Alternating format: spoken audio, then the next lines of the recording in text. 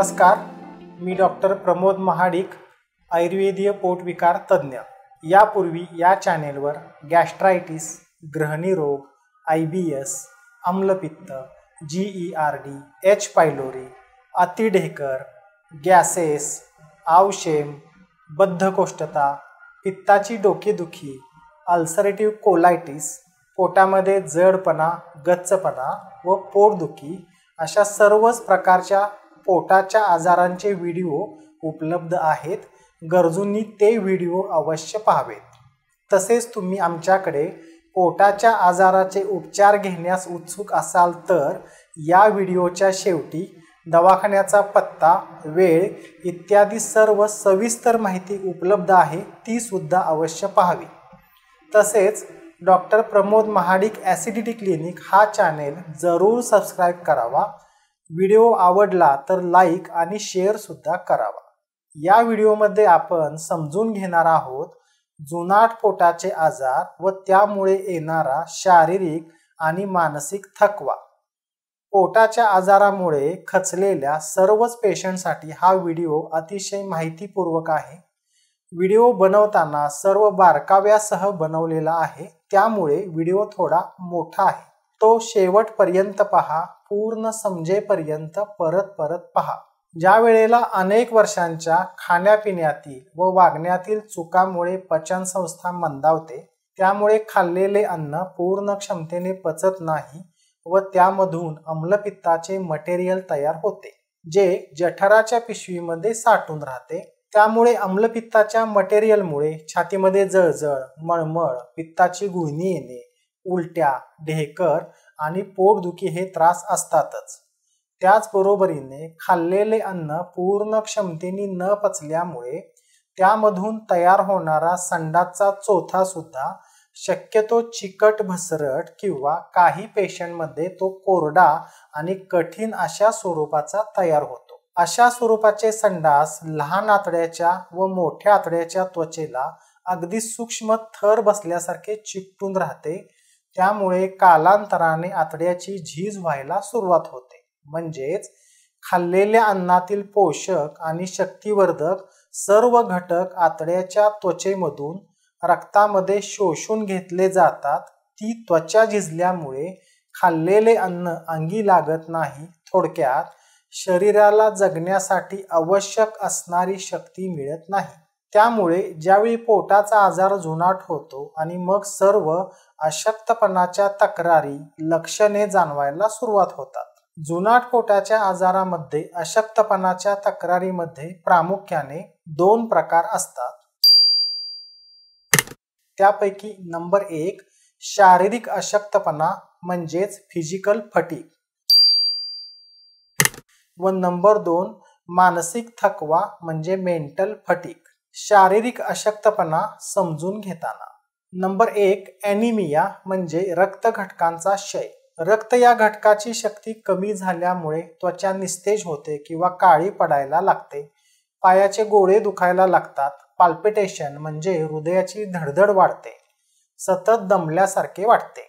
पोटाच्या आजारामध्ये बहुतांशी पेशंटमध्ये रक्त घटकांची संख्या बऱ्यापैकी नॉर्मल म्हणजे HB11 आहे किंवा 12 आहे अशा स्वरूपात दिसते। परंतु रक्त घटकांची संख्या जरी बरी दिसत असली तरी सुद्धा त्यामध्ये शक्ती मात्र कमी असते। त्यामुळे जुनाट पोटाच्या आजारामध्ये रक्त कमी असण्याची लक्षणे शक्यतो जाणवतात। अल्सरेटिव्ह कोलायटिस किंवा आतड्याला जखमा झाल्यामुळे बऱ्याच वेळा सतत संडासच्या मार्गातून रक्त जात असते किंवा मूळव्याधीच्या कोंबामधून सुद्धा भरपूर प्रमाणात रक्त जात असते।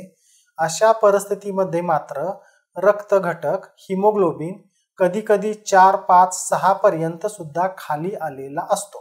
अशा पेशंटमध्ये मात्र तीव्र रक्तक्षयाची लक्षणे आलेली दिसतात। नंबर 2 मसल विकनेस अर्थात मांसक्षय। खाल्लेले अन्न पूर्ण क्षमतेने न पचल्यामुळे व पोषक तत्वाचे शोषण पूर्ण न झाल्यामुळे मांस आणि चरबी ह्या घटकांची शक्ती कमी झाल्यामुळे वजन कमी होणे हे लक्षण फारच थोड्या पेशंटमध्ये दिसते। परंतु त्यापेक्षा महत्त्वाचे म्हणजे वजन बऱ्यापैकी योग्य आहे किंवा थोडेसे जास्तच आहे आणि तरी सुद्धा शारीरिक कष्ट करण्याची क्षमता मात्र खूप कमी येते. अगदी छोटे छोटे शारीरिक काम करण्याची सुद्धा इच्छा नसते. प्रवासाचा कंटाळा येतो, संपूर्ण अंग दुखते, ठणकते, अंग सतत दाबून घेण्याची इच्छा होते, कायम झोपून राहावे, पडून राहावेसे वाटते. काही पोटाच्या आजाराच्या जुनाट पेशंटची शारीरिक स्थिती अगदी लहानपणापासूनच अतिशय कृश म्हणजे लुकडी, वजन 40 किलोच्या आसपास राहते. त्यापेक्षा कितीही प्रयत्न केला तरी ते वाढत नाही आणि काहीही झाले तरी ते सुद्धा कमी सुद्धा होत नाही आणि अशी स्थिती वर्षानुवर्ष असते. आणि अशा कृश पेशंटला पोटाचे आजार झाले तर शारीरिक क्षमता आणखीनच कमी होते. नंबर 3, बोन विकनेस अर्थात हाडांची शक्ती कमी होणे. पोटाच्या आजारामध्ये खाल्लेले अन्न पूर्ण क्षमतेने न पचल्यामुळे व खाल्लेले अन्न अंगी न लागल्यामुळे कालांतराने हाडांची शक्ती सुद्धा कमी येते. त्यामुळे सर्व अंग सतत ठणकते, अंगात कायम कणकणी आहे अशी भावना असते, हाडांची झीज वेगाने होते आणि मग आपण कायमच अशक्त आहोत असे वाटते. काही पेशंटमध्ये हाडांची झीज होऊन संधिवाताचा आजार सुद्धा मागे लागलेला असतो व त्यामुळे तीव्र वेदना असतात. आतापर्यंत अशक्तपणाची जी लक्षणे सांगितलेली आहेत ती प्रामुख्याने शारीरिक शक्ती कमी झाल्यामुळे शारीरिक अशक्तपणाची आहेत. न्यूरो विकनेस, मानसिक अशक्तपणा, मानसिक थकवा. जुनाट पोटाच्या आजारामध्ये शारीरिक अशक्तपणा बरोबरच मानसिक अशक्तपणा सुद्धा तीव्रतेने आलेला असतो. मानसिक अशक्तपणा येण्यामागे प्रामुख्याने 2 प्रकारच्या प्रक्रिया घडलेल्या असतात. त्यापैकी नंबर 1 ची प्रक्रिया म्हणजे खाल्लेल्या अन्नातील शक्तिवर्धक घटक व त्यापैकी विशेषतः सर्व व्हिटॅमिन्स व त्यामध्ये व्हिटॅमिन B12 व व्हिटॅमिन D खूपच कमी झालेले असते आणि सर्व मिनरल्स म्हणजे आयर्न, कॅल्शियम इत्यादी परिपूर्ण प्रमाणात न मिळाल्यामुळे मानसिक अशक्तपणाची लक्षणे असतात. नंबर 2 ची अतिशय महत्त्वाची गोष्ट म्हणजे पोटाच्या आजारामध्ये आतड्यामध्ये विकृत स्वरूपाचे संडास साठून राहिल्यामुळे आतड्यामध्ये त्याचे फर्मेंटेशन म्हणजे कुजण्याच्या प्रक्रियेचे प्रमाण वाढते व त्यामुळे मग आतड्यामधील बॅड बॅक्टेरियांची संख्या वाढते व विशिष्ट प्रकारची टॉक्झिसिटी अर्थातच विषारी पदार्थ तयार होतो, जेणेकरून मानसिक स्वास्थ्य ढासळणारे केमिकल्स तयार होतात व त्यामुळे सुद्धा तीव्र स्वरूपाचे नैराश्य म्हणजे डिप्रेशन, सतत भीती म्हणजे एन्झायटी, अति चिडचिडेपणा, सततचा हळवेपणा, वारंवार रडायला येणे, ओव्हर थिंकिंग म्हणजे मेंदूमध्ये अतिविचार, सतत फिरल्यासारखे वाटणे, चक्कर आल्यासारखे वाटणे, प्रवासाची भीती वाटते, गर्दीची भीती वाटते, आपल्याला काहीतरी भयंकर आजार झाला आहे अशी सुद्धा भीती वाटते, आत्मविश्वास पूर्ण ढासळलेला असतो. अशा स्वरूपाची तीव्र मानसिक लक्षणे सुद्धा आलेली असतात. त्याचबरोबर शांत चित्ताने झोप लागत नाही, झोपेमध्ये सुद्धा मेंदू सुरूच असतो असे वाटते, कितीही झोप काढली तरी सुद्धा झोपेचे समाधान बिलकुल मिळत नाही. त्यामुळे काही पेशंट अगदी 10 वाजेपर्यंत अंथरुणामध्ये लोळत पडलेले राहतात, उठून झटझट आवरावे अशी बिलकुल भावना नसते. ज्या वेळेला जुनाट अशक्तपणा असतो, सर्व शरीर घटकांची शक्ती सुद्धा खूप कमी झालेली असते, व्हिटॅमिन लेवल्स कमी झालेले असतात, मानसिक स्वास्थ्य पूर्ण ढासळलेले असते.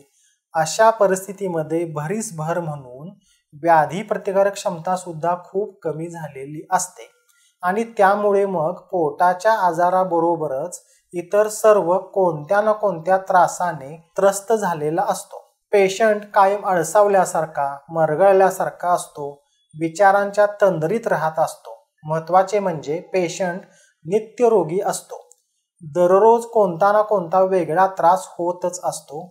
एकंदरीत पेशंटचा मेंदू डोक्यामधून पोटामध्ये शिफ्ट झालेला असतो असे म्हणाले तरी सुद्धा वावगे ठरणार नाही. शारीरिक अशक्तपणा, उपचार, मार्गदर्शन मुद्दे. मुद्दा क्रमांक 1, फक्त अशक्तपणाचे प्राधान्याने उपचार करणारी तज्ज्ञ वैद्यकीय शाखा उपलब्ध नाही. त्यामुळे व्यवहारामध्ये अनेक वर्षांचा अशक्तपणा असणारे असंख्य पेशंट दिसतात. परंतु उपचाराची योग्य दिशा मात्र मिळालेली नसते, हे सत्य स्वीकारावा लागेल. नंबर 2, शक्यतो शारीरिक व मानसिक अशक्तपणा जुनाट म्हणजे अनेक वर्षापासूनच आलेला असतो. अशा वेळी सर्वप्रथम तो अशक्तपणा होण्याचे नेमके कारण काय आहे हे शोधावे लागते. थोडक्यात योग्य निदान करावे लागते. त्यामध्ये प्रामुख्याने अशक्तपणा पचनसंस्था बिघडल्यामुळे आहे किंवा कुपोषण म्हणजे सकस अन्न न मिळाल्यामुळे आहे किंवा अशक्तपणा चुकीच्या लाईफस्टाईलमुळे आहे किंवा पेशंटला सतत दीर्घकाळ तीव्र मानसिक ताणतणावाला सामोरे जावे लागले आहे. अशी वेगवेगळी अशक्तपणाची मूळ कारणे असू शकतात. त्यामुळे ज्या कारणामुळे अशक्तपणाचा त्रास सुरू झाला आहे ते कारण किंवा तो आजार बरा झाल्याशिवाय अशक्तपणाचे परिपूर्ण उपचार करता येत नाहीत. नंबर 3, ज्या वेळेला पेशंटचे वजन खूप कमी झालेले असते, शारीरिक कष्ट करण्याची क्षमता सुद्धा कमी झालेली असते, मानसिकता खूप थकल्यासारखे वाटते, अशा वेळी उपचार करताना पेशंटची प्रामुख्याने मानसिकता अशी असते की मी आता जोरदार शक्तिवर्धक आहार खायला सुरुवात करतो आणि माझी लगेचच शक्ती वाढेल किंवा माझा पोटाचा आजार बरा झाला आहे म्हणून माझा अशक्तपणा सुद्धा जाईल, परंतु असे शक्यतो घडत नाही. नंबर 4, भले पोटाच्या आजारामुळेच अशक्तपणा आहे किंवा इतर कोणत्याही कारणामुळे अशक्तपणा आहे, अशा परिस्थितीमध्ये अशक्तपणासाठी वेगळे स्वतंत्र उपचार करावेच लागतात. ज्या वेळेला तीव्र शारीरिक अशक्तपणा आलेला असतो त्याचबरोबर मानसिक अशक्तपणा म्हणजे भीती, नैराश्य सुद्धा असते, अशा परिस्थितीमध्ये लाईन ऑफ ट्रीटमेंट म्हणजे उपचाराची योग्य दिशा म्हणून नंबर 1, त्या पेशंटची सर्वोत्कृष्ट दिनचर्या तयार करणे. नंबर 2, शक्तिवर्धक आहार. नंबर 3, शक्तिवर्धक औषधे. नंबर 4, पेशंटचे समुपदेशन म्हणजे काउन्सिलिंग करणे. आणि नंबर 5, मानसोपचार तज्ज्ञांचे उपचार. अशा प्रकारे योग्य समन्वयानेच दीर्घकाळ उपचार करून जुनाट शारीरिक व मानसिक अशक्तपणापासून बरे होता येते. वेळेवर झोप, पुरेशी झोप. परिपूर्ण आरोग्यासाठी पुरेशी झोप हा अत्यंत महत्त्वाचा मुद्दा आहेच. त्यामुळे ज्यांना शारीरिक व मानसिक अशक्तपणा आहे अशा पेशंटनी वेळेवर व अगदी पुरेशी झोप घेणे अत्यंत गरजेचे असते. दिवसभर शारीरिक आणि मानसिक श्रम झाल्यामुळे जी शक्ती खर्च झालेली असते ती भरून काढण्याचे काम झोपेमध्येच होत असते. म्हणून अशक्तपणा असताना अगदी नियमितपणे आणि पुरेशी झोप घ्यावी. अशक्तपणा आणि हलका व्यायाम. व्यायाम हा प्रकार जरी शक्ती खर्च करणारा असला तरी सुद्धा ज्यांना अशक्तपणा आहे, विशेषतः मानसिकदृष्ट्या खूप थकल्यासारखे वाटत असेल अशा पेशंटने दररोज किमान 45 मिनिटे शांतपणे चालण्याचा व्यायाम नक्की करावा. त्याचबरोबर इतर हातापायांच्या हालचालींचा हलका व्यायाम सुद्धा करावा, ज्यामुळे नक्कीच उत्साह व उल्हास वाढतो, अंगदुखी कमी होते. अशक्तपणा, प्राणायाम व योगासने. ज्या पेशंटला अतिशय जुनाट अशक्तपणा आहे त्या सर्व पेशंटनी अगदी नित्यनियमाने प्राणायाम करावे. प्राणायाम म्हणजे श्वास म्हणजेच प्राणशक्तीचे नियमन करणारा व्यायाम आहे. नित्यनियमाने प्राणायाम केल्यामुळे अगदी चमत्कार घडावा इतपत मानसिक थकवा कमी होऊ शकतो. त्याचबरोबर योगासनांचे व्यायाम प्रकार केल्यामुळे शरीरातील सर्व मांस व स्नायूंना ताण पडून त्याच्या हालचाली सुरळीत होण्यात खूप मदत होते. त्यामुळे सुद्धा सर्व स्नायूंचा दृढपणा वाढतो व थकवा कमी होण्यास खूप फायदा होतो. मानसिक थकवा व मेडिटेशन. ज्या वेळेला पेशंटचे मन भीती आणि नैराश्य निराशेने व्यापलेले असते, अगदी जगण्याचा सुद्धा उत्साह उल्हास राहिलेला नसतो व फक्त दिवस ढकलणे सुरू असते, अशा पेशंटला ध्यान करणे अर्थात शास्त्रोक्त मेडिटेशन करणे हा एक मुख्य उपचारच आहे असे म्हणाले तरी हरकत नाही. मेडिटेशन करताना श्वासांचे नियमन केले जाते, म्हणजेच श्वास शिस्तीत आत घेणे, थोडा वेळ धरून ठेवणे व शिस्तीत बाहेर सोडणे आणि त्याबरोबरीने पेशंटला त्रास देणाऱ्या भावना समजून घेऊन त्या भावनांचे योग्य प्रकारे नियमन करणे, अशा प्रकारे ध्यान म्हणजे मेडिटेशन केले जाते. मेडिटेशन केल्यामुळे आपल्या सर्व नकारात्मक भावना तयार करणारे हार्मोन्स कमी होऊन सकारात्मक व उत्साह उल्हास वाढवणाऱ्या हार्मोनचे स्त्राव वाढतात आणि हे एक शास्त्रीय सत्य आहे.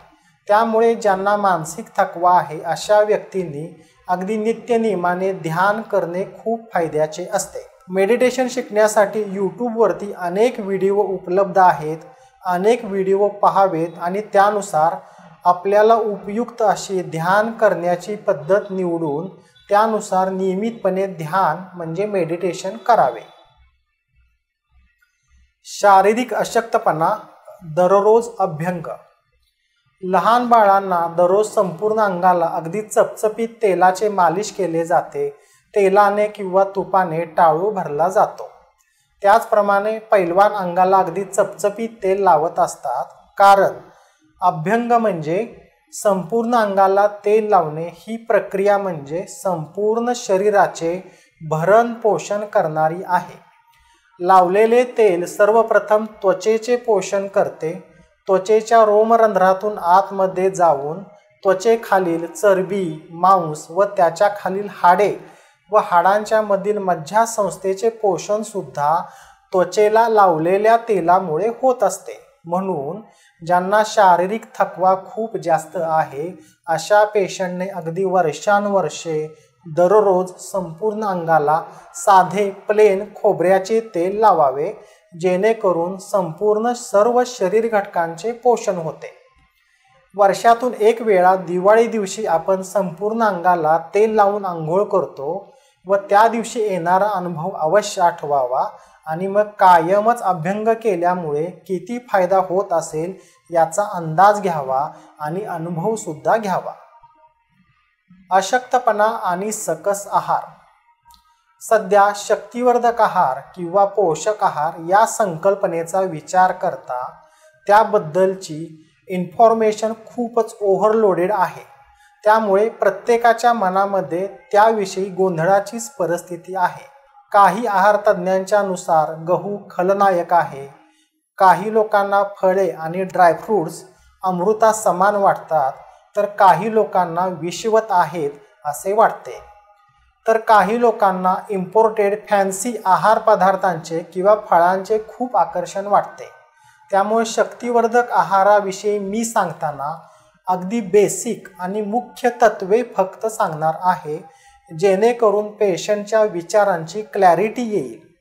नंबर 1, सर्वप्रथम अन्न आधी पचले पाहिजे तर ते अंगी लागते. त्यामुळे आपण घेत असलेला शक्तिवर्धक आहार पचायला हलका असावा हेच अपेक्षित आहे. एखादा पदार्थ भरपूर शक्तिवर्धक असतो, परंतु तो पचायला खूप जड असू शकतो. त्यामुळे पचन झाले नसेल तर स्वाभाविकपणे पोषण मिळू शकत नाही. नंबर 2, शक्तिवर्धक आहार हा आपल्या नेहमीच्या सवयीचाच असावा. आहार गरम व योग्य प्रमाणामध्ये स्निग्ध असावा.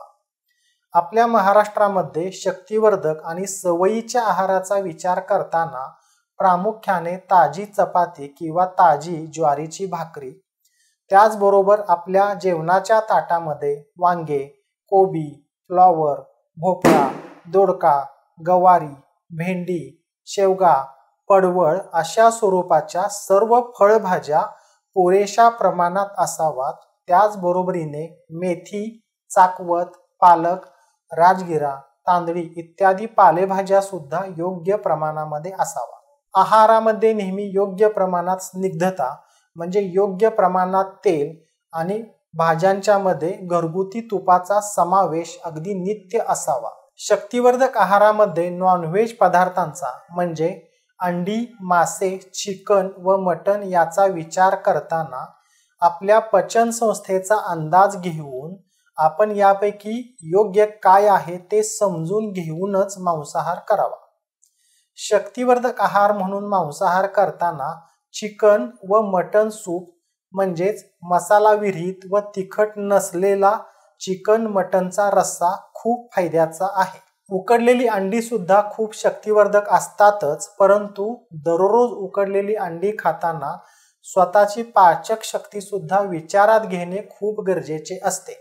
उकडलेली अंडी व्यवस्थित पचत असतील तर खायला विशेष अडचण नसते व उकडलेले अंडे आपल्याला पचत नाही असे वाटल्यास शक्तिवर्धक आहार म्हणून दररोज अंडे खाणे नक्कीच टाळावे. शक्तिवर्धक आहाराचा विचार करताना अजून एक महत्त्वाची परंतु दुर्लक्षित झालेली गोष्ट म्हणजे आहार्य पदार्थामध्ये चपाती किंवा भाकरी व भात यांचा वाटा 70% असतो आणि फळभाज्या व पालेभाज्यांचा वाटा फक्त 30% किंवा त्याहीपेक्षा कमीच असतो आणि इथे सर्व गणित बिघडते.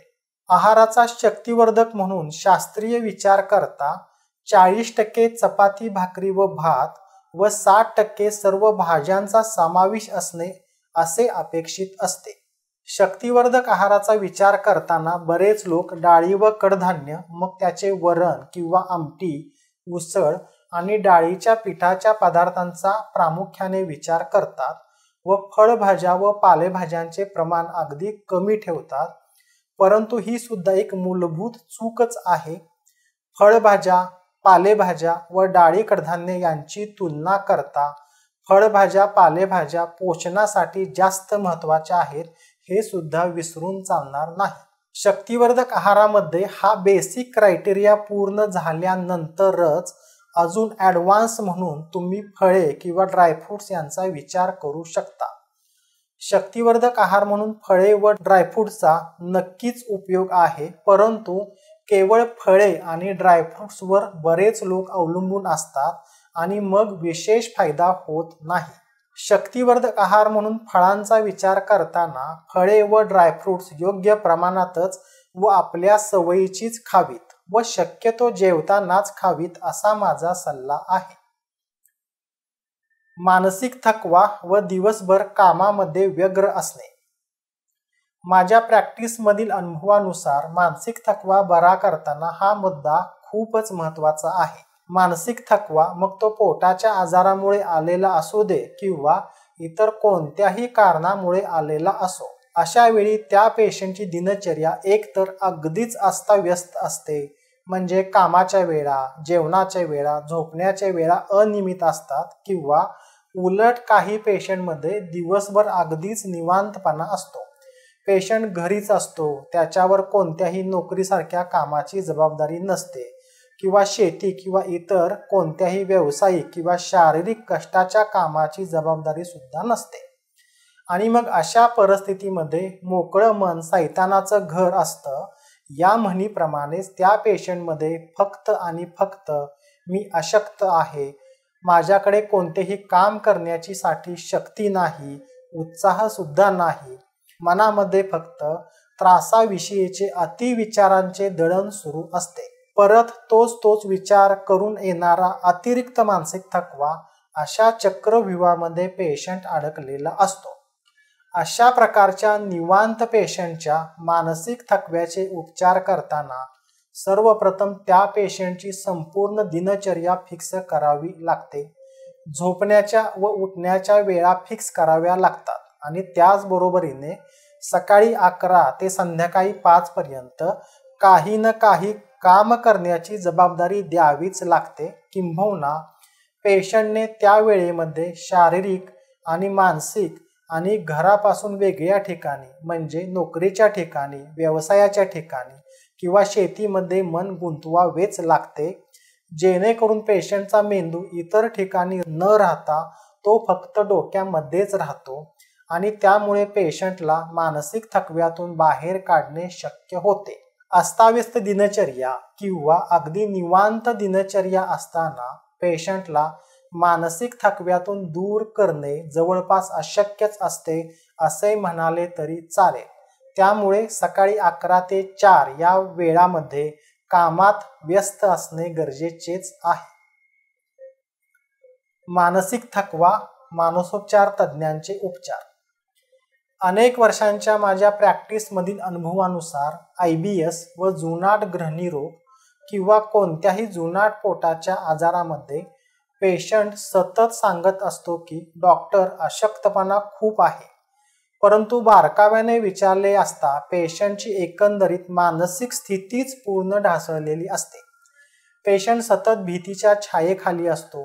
पेशंटला तीव्र नैराश्य आलेले असते. त्याचबरोबर निद्रानाश म्हणजे झोपेच्या तक्रारी किंवा अस्वस्थ झोप, मेंदूमध्ये 24 तास अतिविचार अशा प्रकारची तीव्रतेची मानसिकतेची लक्षणे असतात. परंतु पेशंट लक्षण सांगताना मात्र खूप अशक्त वाटत आहे असे सांगत असतो. मग अशक्तपणाचे उपचार केले जातात किंवा शक्तिवर्धक आहार घेतला जातो, परंतु विशेष फायदा होत नाही. अशा परिस्थितीमध्ये मात्र पेशंटला योग्य पोटाच्या आजाराचे उपचार, त्याचबरोबर शक्तिवर्धक औषधे, त्याचबरोबर शक्तिवर्धक आहार आणि अगदी त्याचबरोबरीने तज्ज्ञ मानसोपचार तज्ज्ञाचे उपचार करण्याचा सल्ला द्यावाच लागतो. आणि पेशंटने सुद्धा मानसोपचार तज्ज्ञाचे उपचार घेणे गरजेचेच असते, जेणेकरून पेशंटला या शारीरिक व मानसिक थकव्याच्या चक्रव्यूहामधून बाहेर पडणे शक्य होते. बरेच पेशंट अतिशय तीव्र स्वरूपाचे व भीती, नैराश्य म्हणजे एन्झायटी व डिप्रेशन असताना मानसोपचार तज्ज्ञांचे उपचार घेण्याचे शक्यतो टाळतात आणि मग मी मेडिटेशन करतो किंवा प्रेरणादायक व्हिडिओ बघतो किंवा आध्यात्मिक साधना करतो, परंतु असा माणूस मानसोपचार तज्ज्ञाचे उपचार नकोच म्हणत असतो. परंतु तीव्र बिघडलेल्या मानसिक स्थितीमध्ये अशा कोणत्याही उपचाराचा उपयोग होत नसतो. ही जाणीव ठेवून मानसोपचार तज्ज्ञाचे उपचार घेणे हे खूप गरजेचे आणि फायद्याची गोष्ट असते. सर्वात शेवटी खूप महत्त्वाचे, सर्व जुनाट पोटाच्या आजारामध्ये पेशंटला शारीरिक आणि मानसिक थकवा किंवा अशक्तपणा आलेलाच असतो. अशा वेळी उपचार करताना सर्वात आधी पोटाच्या आजाराचे परिपूर्ण उपचार घेऊन पोटाचा आजार बरा होत असतानाच त्याबरोबरीने मग शारीरिक आणि मानसिक थकवा किंवा अशक्तपणा दूर करण्यासाठी नंबर 1 योग्य शक्तिवर्धक आहार, नंबर 2 योग्य दिनचर्या अर्थात लाईफस्टाईल, नंबर 3 दीर्घकाळ योग्य शक्तिवर्धक औषधे आणि नंबर 4 गरज पडल्यास मानसोपचार तज्ज्ञांची मदत. याच मार्गाने आपण शारीरिक व मानसिक अशक्तपणातून नक्कीच कायम स्वरूपाने बरे होऊ शकतो.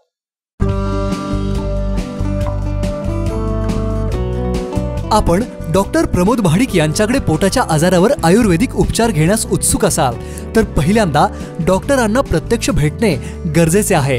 पेशंटला प्रत्यक्ष न पाहता थेट ऑनलाईन पद्धतीने उपचार उपलब्ध नाहीत. डॉक्टर प्रमोद महाडिक BAMS हे पोटाच्या आजारावरील आम्लपित्त, GERD, हियाटस हर्निया, गॅस्ट्रायटिस, आतड्याची सूज, ग्रहणी रोग, IBS, आवशेम, दिवसातून 7-8 वेळा संडासला जाणे, बद्धकोष्ठता, पोटात जडपणा, गच्चपणा, गॅसेस, अतिढेकर, जुनाट पोटदुखी, उलट्या आणि पित्ताची डोकेदुखी अशा सर्वच पोटाच्या आजारांवर यशस्वी उपचार करण्यासाठी सुप्रसिद्ध आहेत. आपल्याला पोटाच्या आजारावर यशस्वी उपचार घ्यायचे आहेत असा ठाम निर्णय असेल तरच प्रत्यक्ष संपर्क साधावा व येताना फोनवरून अपॉइंटमेंट घेऊनच यावे. येताना आपले सर्व रिपोर्ट म्हणजे सोनोग्राफी, एंडोस्कोपी, रक्ताच्या तपासण्या व आधीच्या उपचाराची सर्व माहिती अवश्य घेऊन यावी. विशेष सूचना, आमच्याकडे फक्त पोटाच्या आजाराचेच यशस्वी आयुर्वेदिक उपचार केले जातात.